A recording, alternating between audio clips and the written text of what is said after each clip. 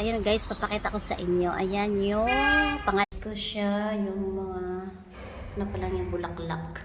Ayan. Tapos ito yung siksik at liglig sa bunga. Ayan oh. Ayan guys, ang ganda. Diba? Na ano po siya, nasanggi oh. Kasi too much po yung tanim ay bunga niya. Kalamansi oh. Ganda. So, ayan guys, ang ating kalamansi.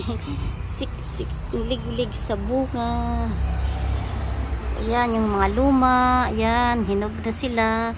Yung rosmarino, replanting na po natin. Lagyan natin siya ng water. Ang rosmarino guys, maganda talaga yan sa ating hair. Maganda siya gawing teh. Napiprito po yan guys. Based sa aking experience. Napiprito po siya. Masarap po siya at mabango. So, ayan natin ang kalamansi. Ayan. Kulang pa yan guys. Dadagdagan ko pa. Para masaya. Thank you for watching guys.